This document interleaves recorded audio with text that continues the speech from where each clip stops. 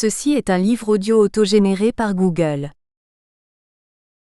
Première partie, très brève histoire complète de la construction de la personnalité. Avertissement. Si l'on raconte ici cette histoire, c'est pour permettre aux parents de mieux comprendre comment s'est formée la personnalité de leur ado et ainsi peut-être remonter aux sources des difficultés actuelles. Faire l'impasse sur cette analyse n'est pas une faute, si urgence il y a, mais il est recommandé d'y revenir pour éclairer la recherche de bonnes solutions. 1.1 La petite enfance, de la naissance à 6 ans. La caractéristique la plus déterminante de l'espèce humaine est l'interminable durée de la dépendance aux parents. Objectivement, tout le monde sait que cette dépendance dure 15 ans, mais subjectivement, les parents d'abord et l'enfant ensuite trouvent le temps long, souvent jusqu'à l'insupportable. Or, la patience nécessaire réciproque durant cette phase de vie est simplement la rançon de notre supériorité hominienne, laquelle se traduit pour l'essentiel par la conscience d'être conscient et résulte de la dimension de notre cerveau. La première dépendance est nutritionnelle. Le bébé a besoin d'être allaité. Comme tous les mammifères, d'instinct il sait téter, mais il est incapable d'accéder par lui-même au sein maternel. En outre, il est privé de motricité alors que, par exemple, le petit gnou qui vient de naître saura se mettre sur ses pattes dans le quart d'heure qui suit, et accompagner sa mère dans le troupeau qui marche sans cesse et parfois galoper pour échapper aux prédateurs. Comme le gnou, le bébé reconnaît sa mère tout de suite par l'odorat, quelques jours après par la vue, son ouïe l'avait préalablement identifié in utero, alors il sait qu'il peut continuer sa passivité gourmande et voluptueuse jusqu'à l'acquisition de la station debout. Au bout d'une année, il passe à la marche et constate alors que des choses désirables peuvent être atteintes et possédées. Là, il se distingue tout de suite de l'animal, il s'empare de choses qui ne sont pas nécessaires à sa survie. Il vient d'accéder au plaisir du jeu. Cette phase d'incorporation de l'agréable dure jusqu'à l'âge de 3 à 5 ans.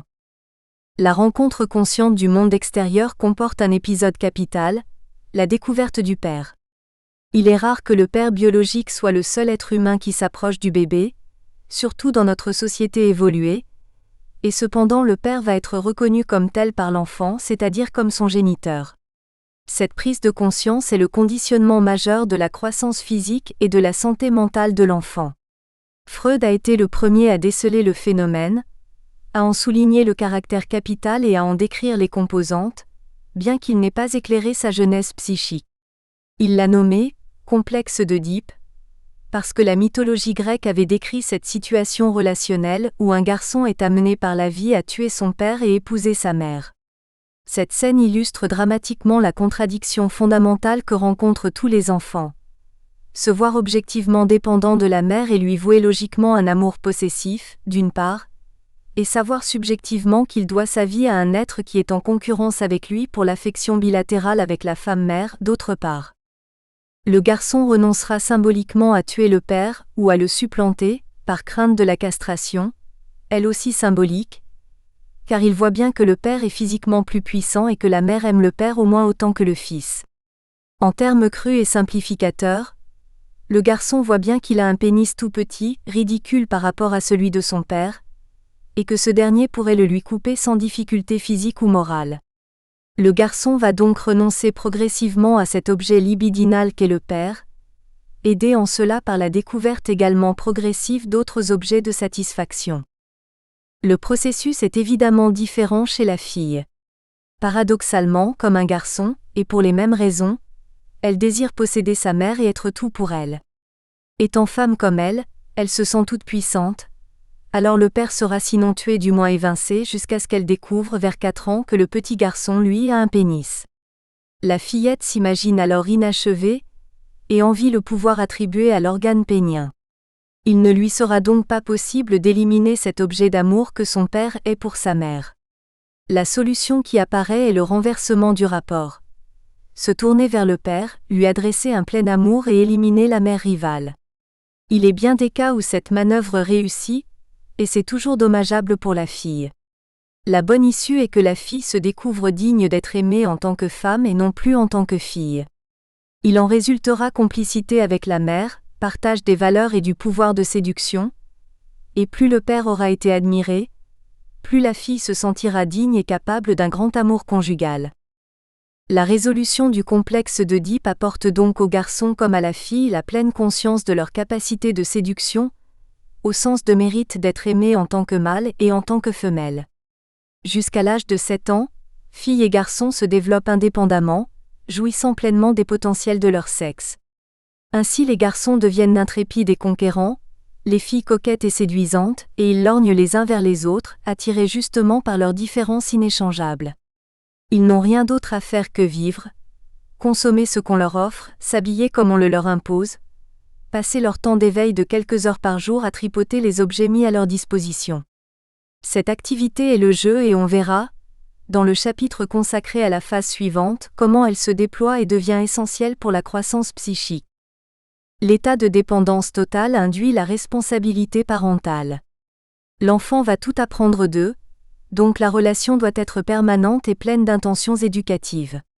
Il faut lui parler sans cesse, dans un langage normal car le langage bébé, le mamanet, ne lui apprend rien de valable. Il n'est que la déformation involontaire des mots par sa bouche. Il faut lui donner les mots corrects à assimiler, avec patience. Il intégrera rapidement tout ce qui lui est utile pour nommer ce qu'il voit et ressent et donc pour communiquer, et comme c'est fou tout ce qu'il a à dire, il ne sera jamais rassasié. Le nombre des années d'appétit est le même pour tous les enfants. Leur développement ne dépend que de la quantité et de la qualité de la nourriture alimentaire et culturelle. Alors arrive la puberté, une transformation du corps qui change le rapport à la nourriture. La réceptivité passive va se muer en exigence personnalisée. Après la dépendance vient le désir d'indépendance. La personnalité naît. Sur le plan du développement psychique, l'acquisition la plus déterminante est que l'enfant de 6 ans a compris ce que signifie la mort. Pendant ces 6 années, il a pris conscience qu'il est un être vivant et qu'il n'a rien d'autre à faire que de laisser le développement de sa vie se faire, en obéissant à ses exigences. Tout est vivant autour de lui et la vie adulte paraît fort désirable, et puis un jour la nouvelle d'une mort arrive, et c'est un choc, comme le démontre Agnès dans l'École des femmes de Molière qui répond à Arnolphe qui demande « Quoi de neuf ?» Et le petit chat est mort.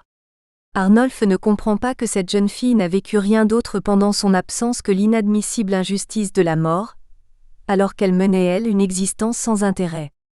La soumission aux adultes et aux figures parentales ne serait-elle donc que la patiente attente de la mort ? 1.2 La phase des 6 à 12 ans, la latence. Vers 6e ans commence la période de latence, le mot signifiant explicitement non-activation des pulsions sexuelles. Tout se passe, dans le meilleur des cas, comme si les enfants avaient découvert et intégré les différences sexuelles, accepté leur appartenance propre mâle-femelle et décidé qu'on n'en parlerait plus jusqu'à ce que les organes génitaux aient accompli leur développement charnel. Les pulsions en tant qu'énergie vitale ne s'étant pour autant pas éteintes, elles sont l'objet d'une sublimation qui est concrètement un intérêt croissant pour le monde extérieur. C'est bien pourquoi se situe à cet âge l'entrée à l'école pour les apprentissages fondamentaux de lire, écrire, compter. Alors si la petite enfance a été réussie, le succès à l'école est garanti, à condition toutefois que la forme innée de l'intelligence trouve son compte dans la pédagogie proposée. Nous reviendrons plus loin sur cette différenciation nativement inscrite des intelligences, grave sujet car l'acquisition du bagage primaire est considérée comme un sine qua non pour la valeur du jeune et au-delà, de l'adulte. Les causes d'échec en primaire les plus fréquentes et les mieux identifiées se situent sur le plan social. La première est liée aux conditions matérielles d'existence. Les logements trop petits qui provoquent une promiscuité malsaine et la privation d'espace de liberté, les revenus insuffisants qui induisent malnutrition, habillement dégradant, privation de matériel scolaire. On repère ensuite la déchéance morale produite par la misère, le sentiment d'exclusion sociale engendré par les différences culturelles, et plus gravement le rejet effectif du milieu où l'on vit. Une étude PISA de 2016 dit textuellement « En moyenne, dans un pays de l'OCDE, une fille issue d'un milieu socio-économique défavorisé, vivant dans une famille monoparentale en zone rurale, issue de l'immigration, parlant en famille une autre langue que la langue d'enseignement, n'ayant pas été préscolarisée, ayant déjà redoublé une classe et suivant une filière professionnelle, a une probabilité de 83% d'être peu performante. En langage familier, on appelle cette conjoncture défavorable la totale, et ce discours frise le ridicule, en particulier quand il annonce que de tels handicaps objectifs donnent une probabilité d'être juste, peu performants. Néanmoins, il est incontestable que les classes sociales économiquement défavorisées envoient à l'école le plus gros pourcentage d'enfants inaptes aux études élémentaires. Ces parents sont généralement eux-mêmes sortis du système scolaire sans diplôme, sans qualification, mais surtout sans avoir compris l'indispensabilité de la citoyenneté qu'apporte la formation commune, citoyenneté, comme le mot l'indique, qui est l'état d'esprit qui fonde la société. Car il y a un savoir minimal qui est un signe d'appartenance, et son absence est une déclaration d'étrangéité. Une société existe sous l'effet de facteurs de cohésion, supplémentaires au partage culturel de base, et bon nombre d'entre eux sont de nature purement symbolique. Un exemple. Une jeune fille née française dont les parents sont des immigrés volontaires pakistanais, a fait, sous l'impulsion de ses parents, des études supérieures. Elle a un DESS de contrôle de gestion et elle cherche vainement un emploi depuis 1 an.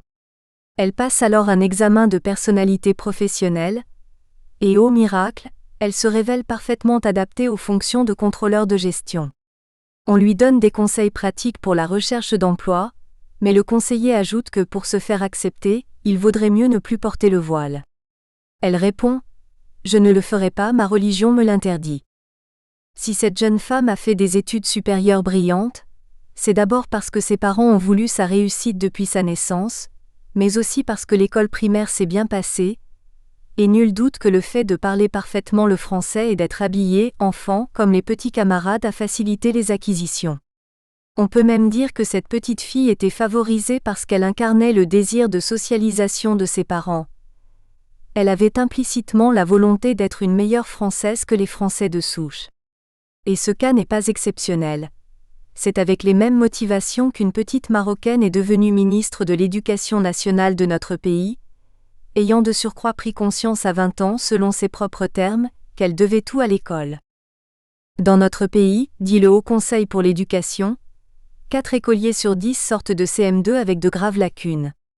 Comme nous n'avons pas 40% d'enfants d'immigrés, la cause de l'échec doit être cherchée ailleurs que dans la différence culturelle, et c'est là que les connaisseurs du malaise et les médecins interviennent, dénonçant les nombreux symptômes. Dyslexie, dysphasie, dyscalculie, dysgraphie, dyspraxie, THADA, TFC, anxiété, phobie, troubles auditifs, visuels et moteurs. Ces maladies ne sont pas des tares physiologiques de naissance, elles sont les conséquences de l'impéritie éducative. Il serait bien plus efficace d'élucider les causes de cette maladresse parentale. Le HCE dénonce toutefois des causes culturelles, socio-économiques et psycho-affectives, osant quand même dire que le désintérêt des parents pour la scolarité de leur enfant est un facteur très important dans l'apparition de difficultés scolaires.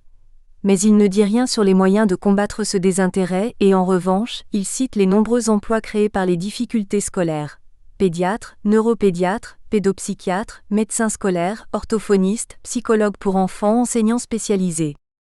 La phase de latence, l'espace de vie de 6 à 12 ans, coïncide, et ce n'est pas par hasard, exactement avec l'école primaire. Donc, pour traiter les ratés éducatifs, il faut prendre en compte la nature des forces psychiques qui sont dominantes durant cette période de vie, à savoir la sublimation des pulsions sexuelles qui produit un intérêt croissant pour le monde extérieur. L'enfant a cessé d'être un nourrisson, il a identifié le père dans son rôle de père. Il ne veut plus ni le tuer ni le séduire. Le garçon aime sa mère et respecte son père en tant que fondateur du couple. La fille s'identifie à la femme qu'est sa mère et admire le géniteur chez son père.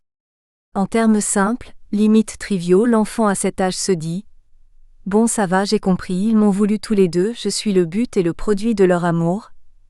Il faut maintenant que je sois un être indépendant, que je tourne mon regard vers le monde extérieur.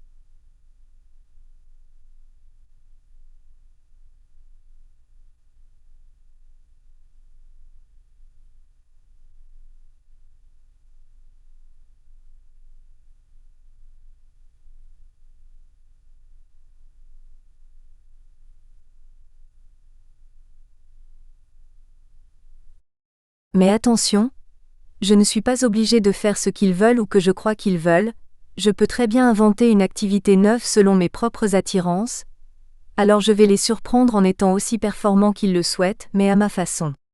Allons encore plus loin dans cette explication qui se veut plaisante. Si l'enfant était né dans les années 60, il dirait en musique comme Frank Sinatra, et Did It My Way, je l'ai fait à ma façon. Ou s'il avait 10 ans aujourd'hui et admirait Stromae, jeune orphelin parti de moins que rien et devenu chanteur célèbre, il reprendrait peut-être Papa Outé. Serons-nous détestables? Serons-nous admirables? Des géniteurs ou des génies? Dites-nous qui donne naissance aux irresponsables? Ah, dites-nous qui, tiens. Tout le monde sait comment on fait les bébés. Mais personne sait comment on fait des papas. Pour orienter la recherche d'activité de l'enfant de 6 à 12 ans, la figure du père est indispensable afin que ce ne soit pas le hasard qui désigne le lieu d'une réussite, quelque restreintes que soient les possibilités offertes, mais la volonté implicite de l'enfant de démontrer sa valeur. Il faut donc que le père soutenu par la mère soit présent, attentif et non directif, sauf en cas de danger. Bien sûr, il faut laisser toute la place possible à la curiosité et au plaisir pur, mais il faudra pointer là où les réussites. En outre, à cet âge, les activités ne peuvent être que du jeu car l'enfant n'a aucune envie de produire quoi que ce soit. Il joue parce qu'il a besoin de jouer. Cette activité est une coercition psychomotrice installée chez Homo, depuis qu'il a découvert expérimentalement que l'on peut transformer les choses de la nature, coercition qui est une pulsion aussi forte et basique que la pulsion sexuelle et que l'on peut nommer pulsion de transformation du monde. On en verra plus loin l'importance capitale. Durant la phase de latence, cette pulsion occupe la place laissée par la pulsion sexuelle, et c'est pourquoi elle est vitale au sens propre et au sens figuré. Tous les parents constatent ce besoin. L'enfant s'empare de tous les objets qui lui tombent sous la main et les parents ont anticipé lorsqu'ils ont donné un hochet au bébé au berceau. Mais le bébé avait pris les devants chaque fois que ses jambes étaient libres. Il prenait son pied, et cette joie élémentaire est devenue le symbole du contentement simple et innocent. Ce besoin d'activité ludique, on pourrait en prouver l'existence comme pulsion vitale en privant l'enfant de toute possibilité de s'emparer des choses, y compris les êtres qui l'entourent. Cet enfant deviendrait psychotique, c'est certain, donc personne ne tentera jamais cette expérience. Une autre preuve de l'identité énergétique de cette pulsion de transformation du monde est que les individus qui ont conquis un pouvoir puissant, chefs d'entreprise, hommes politiques, chefs de guerre, sont des hyperactifs sexuels et très souvent des violeurs. On ne donnera pas d'exemple ici. On a beaucoup écrit sur le jeu chez l'enfant et pour l'enfant, soulignant tous les débouchés cognitifs qu'il permet. La découverte du monde, le développement sensorimoteur, l'expression de soi, la capacité d'apprentissage, la symbolisation, l'évasion, etc. On a aussi glorifié le jouet en tant que support à l'imagination, à la créativité, à l'apprentissage de la vie en société et en particulier à la vie scolaire. On a négligé d'avertir les parents de la signification du jeu, lorsque celui-ci se déroule en leur présence. Car les parents à la maison ont plein de choses à faire et quand ils disent « va jouer », le sens de cette invitation est plutôt « laisse-moi tranquille » quand ce n'est pas « fiche-moi la paix ». La réciproque est souvent vraie également. L'enfant aimerait qu'on lui laisse la liberté d'expression sur ce terrain, alors souvent il se cache, ne serait-ce que pour échapper aux interdits supposés ou réels. Un fait peut donc échapper à l'attention. Une œuvre purement ludique effectuée sous le regard ou portée au regard des parents est une interrogation implicite de l'enfant sur sa capacité de réalisation personnelle. Et une réponse est indispensable, sinon l'enfant conclut implicitement que ce qu'il a réalisé est dénué de valeur et il peut en être marqué à jamais.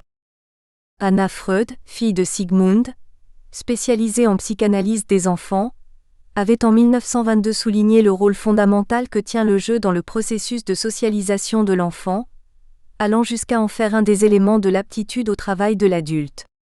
Elle n'a guère été entendue, mais il faut dire que Jacques Lacan et Mélanie Klein, mieux cotées qu'elle, ont constamment contesté ces conclusions, peut-être à cause de l'ombre que produisait inévitablement le patronyme de cette dame. Et pourtant Georges Bernanos, son contemporain admirable et admiré, avait écrit « Qu'importe ma vie. Je veux seulement qu'elle reste fidèle à l'enfant que je fus. » 20 ans plus tard, le non moins célèbre André Malraux dénonçait la violence des parents qui veulent forger un adulte à partir de l'enfant, écrivant « Et puis le fond de tout, c'est qu'il n'y a pas de grande personne. » L'explication de la directivité parentale nocive est sans doute la reproduction inconsciente de la violence qu'ils ont eux-mêmes subie dans leur enfance, doublée d'un sentiment de devoir accompli. Il faut donc éduquer les parents à l'écoute, et le psychanalyste, par profession orienté vers la pathologie, n'est pas le mieux placé pour indiquer les gestes opportuns de l'éducateur qu'est par nature le parent. Les choses sont pourtant simples. Dans le jeu, l'enfant attend de ses parents qu'ils lui disent autre chose que de simples félicitations, même si elles sont très sincères, il veut qu'ils lui signifient que ce qu'il a fait, lui seul pouvait le faire. Il ne s'agit là ni d'une louange par sympathie, ni d'une évaluation objective, juste d'un renvoi d'image. L'enfant est content de lui, il suffit de lui signifier qu'il y a de quoi.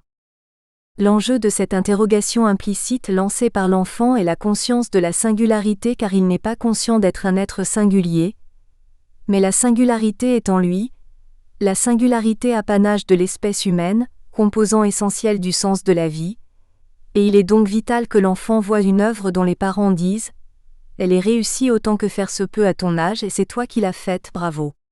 Bien sûr, vu à une certaine altitude, toutes les réalisations ludiques se ressemblent car les enfants ont en commun des goûts spontanés identiques. Toutes les filles jouent à la poupée et les garçons à la bagarre. Mais il en est de même chez les adultes, tout le monde sait faire du manuel et de l'intellectuel, de l'utile et de l'agréable. On ne peut se différencier qu'en optant pour un certain type d'ouvrage et dans cette catégorie en démontrant une façon de faire originale. Un exemple. Ferdinand, 7 ans, va avec son papa et sa petite sœur dans un grand parc en principe pour jouer au ballon. Le papa choisit un endroit peu fréquenté, avec pelouse autorisée, mais où se trouve une énorme stèle de granit dédiée aux droits de l'homme, laquelle comporte un texte gravé sur un plan incliné à 45 degrés de 2 mètres de large et de long, dont le bord inférieur est à 1 mètre du sol et le bord supérieur à 2,5 mètres. Ferdinand tape 2 ou 3 fois dans le ballon, mais manifeste très vite un intérêt pour le plan incliné.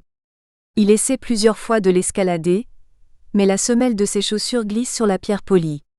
Il réussit cependant à gravir la moitié de la pente pour redescendre sur ses pieds, à l'endroit, puis à l'envers, puis sur les fesses. Mais il veut atteindre le bord supérieur, et son papa l'y encourage. Alors il quitte chaussures et chaussettes, alors que la température est de 8 degrés Celsius, et parvient ainsi jusqu'au bord supérieur, d'où il fait évidemment de plus grandes glissades. L'exploit souhaité étant accompli, il interpelle son papa avec cette déclaration « Ça va entrer dans l'histoire ». Ferdinand en l'occurrence fait une démonstration complète. A. Il voulait faire un exploit, B. Il voulait que son père le remarque, C. Il a très bien senti que son père avait admiré, D. Il a eu cette intuition extraordinaire que lui et son père se souviendraient toujours de l'exploit. On peut même aller plus loin dans l'interprétation de la scène. Tout se passe comme si Ferdinand prévoyait qu'il aurait plus tard, à l'adolescence probablement, à convaincre son père que ce qu'il désire accomplir dans sa vie, il est capable de le réussir, quelle qu'en soit l'audace apparente. En quelque sorte, il lui donne rendez-vous pour le jour de la décision du quoi faire de sa vie, pressentant que la vie du père sera déterminant. Et en effet, cette rencontre est un moment capital de l'existence, nous le démontrerons plus loin, mais voici pour l'illustrer un second exemple. Isabelle, 10 ans à la maison, supplie sa maman d'écouter l'anecdote du petit chaperon vert. C'est une histoire qu'elle a apprise à l'école, et qu'elle veut ce jour-là et à ce moment-là, que sa maman entende. La maman est occupée et en outre elle l'a déjà entendue, l'histoire. Elle renvoie Isabelle à ses jeux habituels.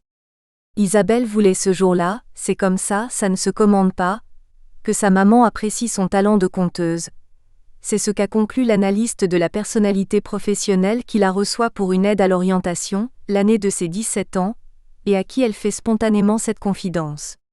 Le conseiller demande alors à Isabelle de rappeler ce souvenir à sa maman, lors de la deuxième partie de la prestation où la maman sera participante. Isabelle passe à l'acte de son plein gré, comme si cette rencontre intellectuelle était un besoin capital. La maman est peut-être étonnée qu'une prestation de conseil d'orientation focalise sur un épisode ancien et anecdotique, mais elle écoute la plainte et à peine l'histoire entendue, elle fond en larmes. Alors Isabelle se jette dans ses bras et tout est réparé. On va pouvoir parler d'avenir, d'études et de métier. Tous les enfants jouent spontanément. Les petits de certains animaux aussi, comme les loups, les oursons, les lionceaux, les chats, les chiens. Eux, c'est juste pour s'entraîner à poursuivre et dévorer des proies, et ils ne le savent pas. Le petit de l'homme s'exprime d'une façon considérablement plus diversifiée, avec toutefois des standards repérables comme jouer à la poupée ou à la maîtresse, au Lego ou aux bagarres gothiques. C'est tellement vital de pouvoir jouer que si d'autorité l'on privait un enfant de jeu, on l'a dit, il deviendrait selon toute probabilité psychotique. Stéphane Chauvier, professeur de philosophie, Université de Caen, Qu'est-ce qu'un jeu ?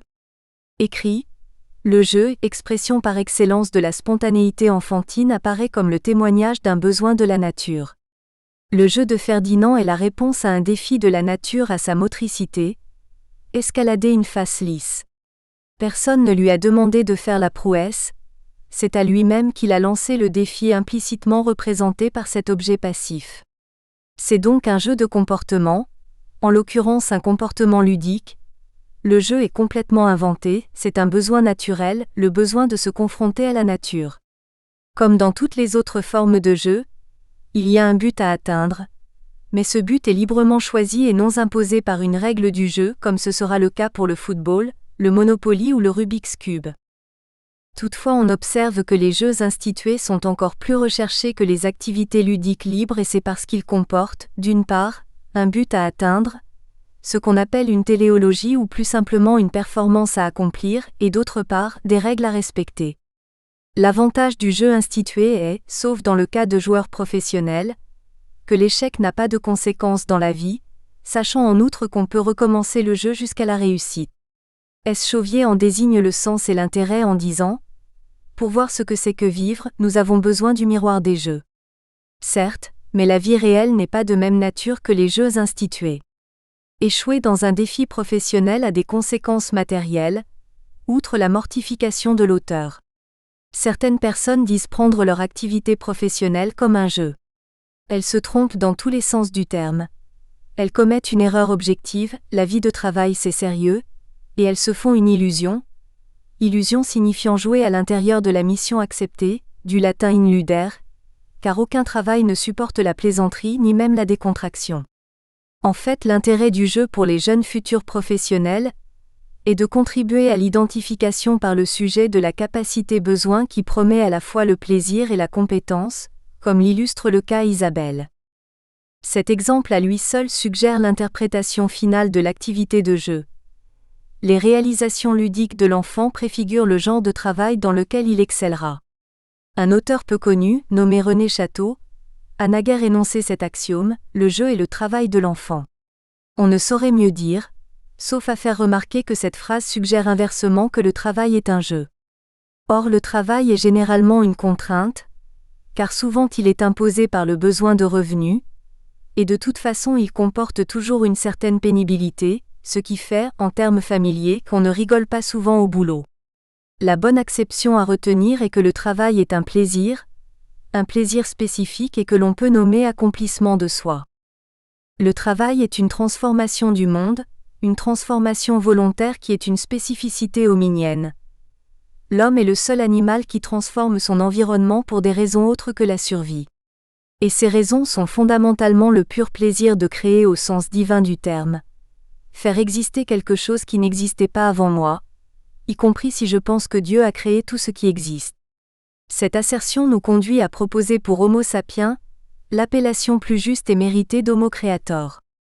L'excursion cognitive qui vient d'être faite dans la sphère de la pensée anthropologique et philosophique a-t-elle un rapport et un intérêt sur le plan de la compréhension de l'enfance durant la phase 6 à 12 ans ? Oui, parce qu'elle met en évidence la nature de la responsabilité des éducateurs qui est en cause à cette période de l'enfance. Si, sur le plan psychique, selon l'expression consacrée, tout se joue avant l'âge de 6 ans, entre 6 et 12 ans, aussi surprenant que cela puisse paraître, c'est le devenir socio-professionnel qui est l'enjeu. Tout le monde est d'accord pour dire que ne pas savoir, à 12 ans, lire, écrire et compter, est un handicap terrible et le plus souvent insurmontable. Mais à cette dénonciation, il faut ajouter que se joue à cette époque de la vie la capacité de participer en tant qu'être humain singulier à la transformation du monde qu'opère nolens volens la société tout entière. Si nous voulons que notre planète soit vivable, Il ne suffit pas de favoriser les bons opérateurs. Il faut faire en sorte que tous les citoyens participent à l'œuvre, et si les considérations éthiques ne sont pas suffisantes pour soutenir cette action, il faut prendre conscience que les exclus seront saisis par le désespoir et interviendront en assassins dans la société des gens heureux. Nous illustrerons cette assertion quand nous parlerons plus loin des besoins spécifiques de la phase d'âge 20 à 29 ans, mais nous venons de décrire l'état des capacités besoins qui marque le seuil de l'entrée en adolescence. La leçon à retenir, redisons-le, est que notre enfant est depuis sa naissance animé par la pulsion de transformation du monde et doté en outre de sa singularité et qu'il va se hisser progressivement, entre 6 et 18 ans, jusqu'au lieu d'insertion dans la société. À partir de l'âge de 6 ans, n'ayant pas à se battre pour la vie, il croit que tout est possible. Certes, il ne croit plus au Père Noël, mais sa vitalité naturelle bouillonne et la latence à sublimer sa libido en un besoin de s'emparer de tous les objets qui sont susceptibles d'exprimer sa vitalité singulière. Il accepte l'entrée à l'école parce que lire enrichit le bagage des mots et donne ainsi la maîtrise intellectuelle de toutes les choses matérielles et immatérielles désirables. Écrire sert à se représenter la pensée et à la transmettre à autrui. Compter ouvre la voie aux acquisitions scientifiques. La géographie et les sciences révèlent dans leur totalité les composants du monde à conquérir. L'histoire raconte ce que les ancêtres ont fait de la planète et de ses occupants. L'enfant est ainsi armé pour la conquête personnalisée, qui répond à son envie de vivre singulière. Il croit que tout est possible, et il ne faut surtout pas lui dire que tout n'est pas possible. Le message doit être « Laisse-toi grandir, tu as tout le temps pour chercher et trouver ce que tu as envie de faire de ta vie, nous t'accompagnons. Tu peux compter sur notre protection et notre soutien et même nous sommes certains que tu feras de grandes choses. » La vie scolaire et le jeu sont donc les lieux principaux de la découverte de soi, du monde matériel et de la société. Mais un autre fait comportemental que l'on trouve facilement banal et accessoire, se produit chez tous les enfants durant cette phase de vie, le dessin. Tous les enfants dessinent. Ils font volontiers le portrait de leurs parents, le leur aussi. Ils dessinent tous une maison, même s'ils habitent dans un immeuble. Ils dessinent spontanément un arbre avec parfois un oiseau sur la branche, qui évidemment représente leur besoin d'envol. Un tout petit nombre démontrera plus tard une aptitude artistique exploitable, mais ce mode d'expression est bien le lot de tous les humains. À ce titre, il mérite une explication. On la trouve dans l'histoire anthropologique. L'installation phylogénétique de la pulsion de transformation du monde a produit son effet majeur et capital dans la découverte et la mise en œuvre de l'élevage et de l'agriculture. Et rappelons-le, cette œuvre spécifiquement hominienne ne date que de 10 000 ans avant notre ère. Or l'apparition du dessin et des œuvres d'art est beaucoup plus ancienne, 30 à 40 000 ans. Cette évolution anthropologique signifie que la sensibilité à la beauté, autrement dit le sentiment esthétique, est la caractéristique première de l'espèce Homo sapiens. Autrement dit, tous les êtres humains sont des artistes à la naissance. Hélas, l'art n'a guère d'utilité pour la survie et par conséquent peu d'entre eux deviendront des producteurs d'œuvres d'art. Toutefois, il n'est pas exclu que l'on puisse insérer de la beauté dans les objets utilitaires. L'architecture est le domaine économique, où la beauté de l'œuvre a autant de valeur marchande que sa perfection technique. Toutes nos écoles font dessiner nos enfants. Tous les parents ont le devoir minimum de manifester un intérêt pour leurs œuvres, confère les cas Ferdinand et Isabelle précédemment cités, non pas pour orienter plus tard leurs ados vers l'école des beaux-arts, mais pour encourager la préservation du sentiment esthétique et son insertion dans les œuvres professionnelles auxquelles ils auront choisi de se consacrer. Un autre exemple, celui-ci centré sur le dessin. Fabien, 10 ans à l'école, est invité à produire en toute liberté en couleur un dessin de son choix. Celui qu'il réalise représente des collines bleues nuancées, un horizon violet doux, un ciel brumeux jaune de soleil et au milieu de ce ciel un oiseau noir solitaire. Fabien n'est pas devenu artiste. Il a fait Polytechnique, il a fait carrière comme informaticien dans la Silicon Valley. Il a 35 ans aujourd'hui, et ce beau jeune homme est solitaire contre son gré. Aucune femme rencontrée n'a voulu conclure. A-t-on dans sa famille eu conscience de cette sensibilité préjudiciable aux relations affectives? Ajoutons que le besoin de beauté s'applique autant à la vie sociale qu'à la création d'objets. La beauté morale et la beauté artistique ont la même source psychique et sont de la même nature. Les Grecs antiques l'avaient très bien perçu et exprimé en faisant du mot éthique la racine des apostrophes esthétique. La conséquence éducative est claire et simple. Il faut dire aux enfants que c'est bien de faire du beau. Ils se convaincront alors tous seuls que c'est beau de faire le bien. 1.2.1 Le modèle parental. On a donc vu dans ce chapitre les conditions à remplir pour que l'enfant entre en confiance dans la phase suivante, qui va être décisive pour le devenir adulte. Mais un phénomène particulier qui reste secret parce qu'il n'a aucun effet comportemental, se produit durant cette phase dans la mentalité enfantine, l'insertion du modèle parental dans le psychisme. Cette notion de modèle, précisons-le immédiatement, n'est pas à prendre au sens d'un mérite de reproduction, d'une exemplarité, car les parents sont tous imparfaits, à des degrés variables, soit en tant qu'être humain, soit en tant que père et mère, simplement ils représentent pour l'enfant l'état adulte, c'est-à-dire en d'autres termes, leur devenir. C'est pour cette raison que la mère est le modèle pour la fille, et le père le modèle pour l'enfant. Dans ce modèle s'inclut également le rapport homme-femme, et nous verrons plus loin quelles conséquences cette image peut avoir dans les comportements sexuels adultes. La latence qui caractérise cette phase de vie diffère l'intrusion des énergies sexuelles, elle les sublime en une grande gourmandise pour tous les objets à portée de main et d'esprit. Le modèle parental inclut aussi les prescriptions de conduite, le fameux « fais pas ci, fais pas ça », qui ont pour conséquence principale de définir, en quelque sorte, les conditions à remplir pour être adulte. Pour que ces conditions soient adoptées, il suffit et il faut qu'elles soient imposées par amour. Ce n'est pas simple ni évident, mais c'est indispensable. Pour accomplir convenablement cette tâche, il est important de bien comprendre la dialectique de la construction de soi par rapport à cette notion de modèle parental, car sur ce plan notre culture est très défaillante. Bien qu'elle nous prévienne communément que pour éduquer il faut trouver un moyen terme entre normativité et libertarisme, elle continue à suggérer que nous avons le devoir de former nos enfants. Dit sans embâge, notre culture professe que nos enfants sont de la pâte à modeler. Dès lors, y a-t-il une autre solution que de transférer notre forme personnelle, autrement dit de donner notre modèle à copier? Nos enfants sont effectivement malléables, et pour peu que nous jugions respectable notre propre modèle, nous sommes portés à transférer en toute sincérité nos principes et les comportements qui s'en déduisent. La prise de conscience de la notion et de la réalité de singularité qui sont présentes chez tout enfant, nous prescrit le devoir parental approprié qui est d'inciter les enfants à développer leur propre modèle, autrement dit à accomplir leur singularité. Le modèle parental ne saurait être un copier-coller imposé à l'enfant, mais un simple et pur exemple d'une singularité accomplie et si possible réussie. Pour que le futur adolescent trouve du sens à la vie, énorme et incontournable défi, il faut que les parents lui donnent des raisons de croire à la valeur d'usage de sa singularité. La tâche n'est pas aussi ardue qu'on peut le craindre. Mettons-nous dans la peau de l'enfant qui regarde ses parents, pour le garçon le père, pour la fille la mère, modèle naturel. Que voit-il? Un être construit. Le parent est le modèle de quelqu'un qui a réussi à se construire, car lui aussi a été un enfant. Le défi est clairement, il va falloir se construire tout seul comme papa ou maman l'ont fait. Et de toute façon, aucun enfant ne supporterait d'être une pure copie conforme de ses parents. Dans certains cas, il peut avoir envie d'être meilleur dans le même accomplissement professionnel, c'est, nous le verrons plus loin, un dessein périlleux qui nécessite une mise en garde.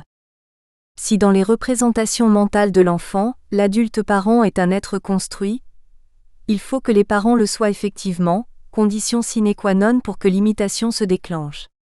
Le modèle parental est donc avant toute chose un modèle de processus de construction, un simple exemple dont on peut s'inspirer. Dans ces conditions, il vaut mieux récuser la notion de modèle et dire qu'il s'agit d'un échafaudage. La construction individuelle parentale, l'enfant va s'en servir comme d'un échafaudage pour sa propre construction. Bien sûr, il va copier tout ce qui est bon à prendre et ce qui est bon à prendre, c'est tout ce qui ne contrarie pas sa singularité potentielle.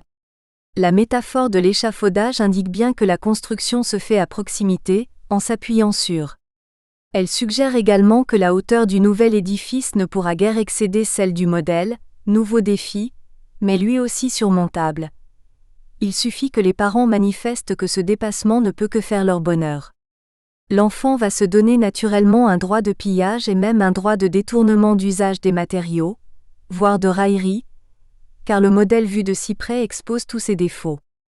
Mais refuser les imperfections et dénoncer les erreurs architecturales seront des critiques positives, si l'enfant peut constater la solidité de l'édifice. Plus tard, devenu adulte, il saura même reconnaître le mérite architectural d'un parent qui a su tirer parti de matériaux de misère. Car le vrai danger est que le parent soit trop grand, trop admirable, trop inaccessible, et en outre trop ou pas assez présent pour que ces matériaux paraissent transférables.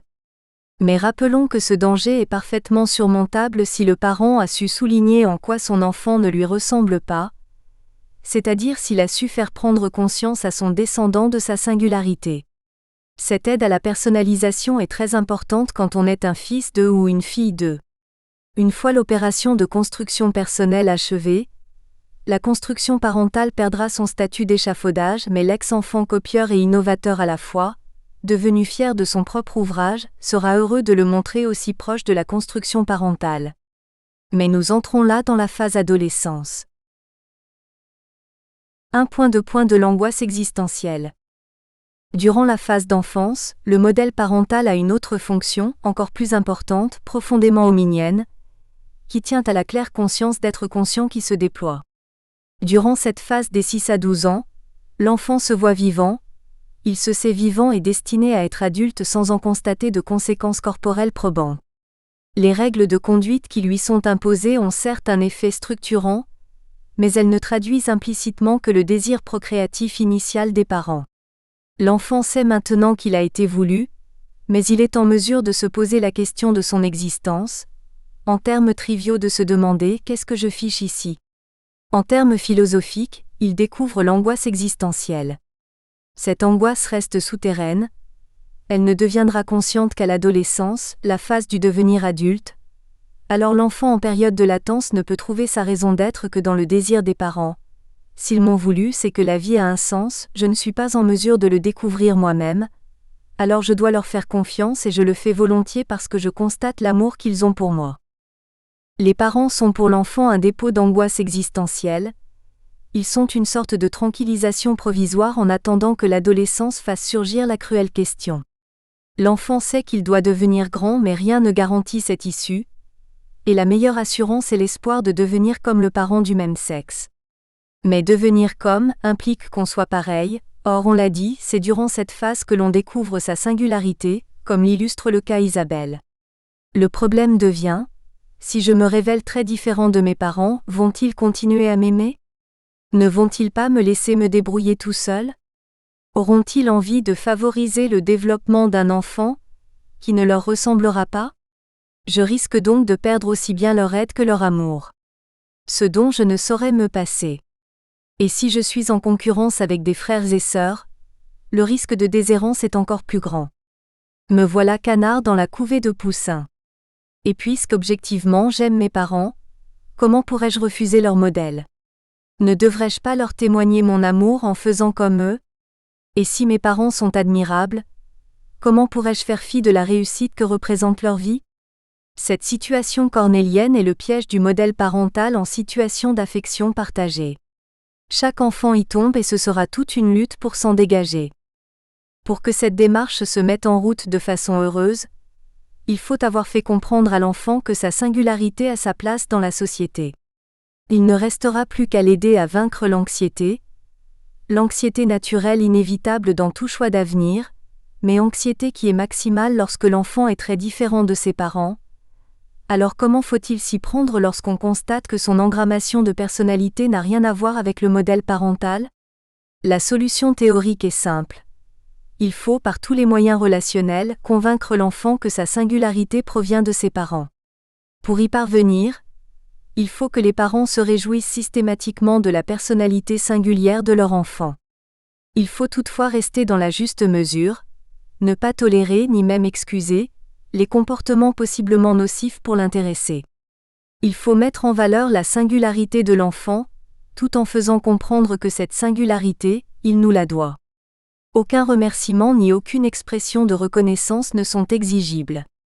L'idéal éducatif est que parents et enfants se réjouissent de la communauté de leurs différences, et ce bien commun sera maximal si tous les ancêtres sont impliqués dans cet engendrement de singularité. 1.2.3 L'impact de la fratrie. Les données qui viennent d'être exposées concernaient le rapport enfant-parent pris individuellement. La tâche déjà difficile va se compliquer car l'enfant, le plus souvent, ne grandit pas seul mais au sein d'une fratrie, ce qui va provoquer des phénomènes interrelationnels qui affecteront positivement ou non les personnalités en construction. Pour autant, on ne saurait conseiller l'enfant unique. Cette situation a plus d'inconvénients que d'avantages, comme nous allons le voir. L'enfant premier-né découvre le monde, découvre la vie, constate sa propre vie et comprend petit à petit mais très tôt qu'il est le résultat physique de l'union d'un homme et d'une femme qu'il distinguera de tous les autres humains en les appelant papa et maman. Dans le meilleur des cas, il apprend de ses géniteurs qu'il a été voulu, donc qu'il représente le désir de perpétuation d'une lignée particulière insérée dans l'humanité tout entière, avec cette inévitable connotation de transmission de quelque chose de spécifique et de précieux. Hélas, souvent l'enfant unique est le résultat non d'un désir commun mais d'une concession d'un des conjoints. Alors l'enfant le saura intuitivement un jour ou l'autre et les conséquences sur son psychisme seront plus ou moins néfastes. Nous n'irons pas ici plus loin que cet avertissement. Le premier-né ne sait jamais s'il sera unique ou non, mais tant qu'il est l'unique enfant, il est le seul dépositaire d'un héritage indicible et indiscernable à la fois. Ainsi se forme en image subconsciente le devoir d'héritage, devoir et droit, devoir de faire particulièrement honneur aux parents s'ils sont admirables, et droit en forme d'exclusivité de représentation de la lignée. C'est ce sentiment de représentantabilité exclusif qui fonde la pratique ancestrale du droit d'aînesse. En tant que sentiment, ce droit-devoir est particulièrement fort lorsque ce premier-né est du sexe masculin. C'est ce que l'on constate, mais on peut en voir l'explication dans l'image particulière de l'homme-père, à savoir ce pouvoir de déclencheur de vie et de donneur de mandat. Si la vie a un sens, le fils premier-né est celui qui choisira la femme qui donnera corps au transmetteur ultérieur de l'héritage. Pour une fille, la conjoncture est différente.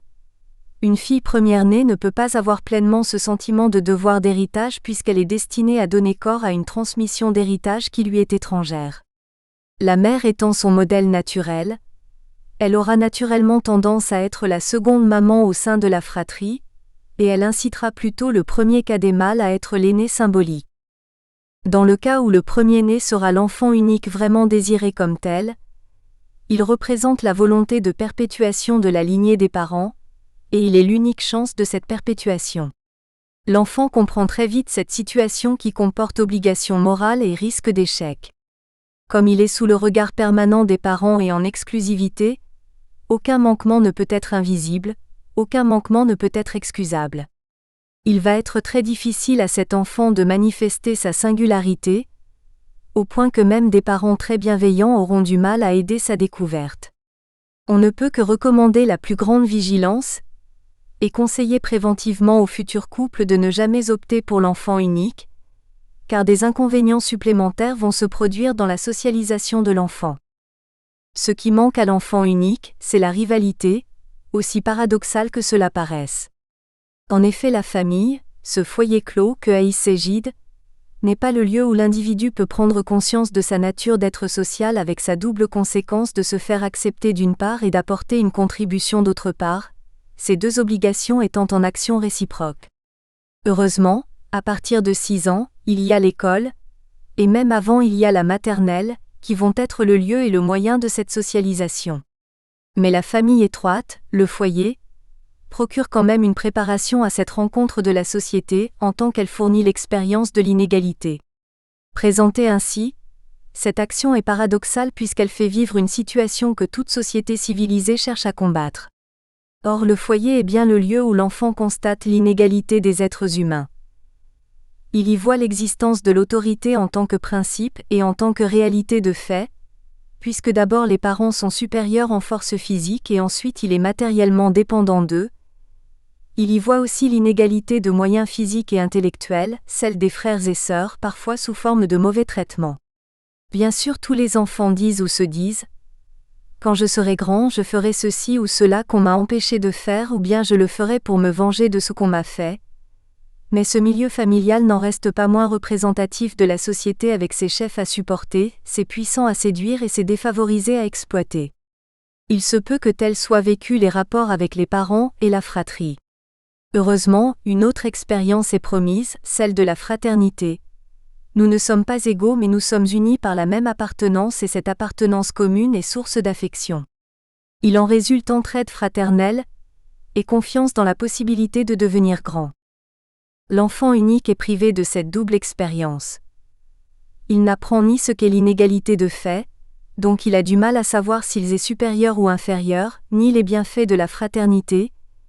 Il ne connaît que les rapports de puissance à travers la domination parentale, sachant que celle-ci majore l'obligation. Nous espérons que vous avez apprécié cet aperçu.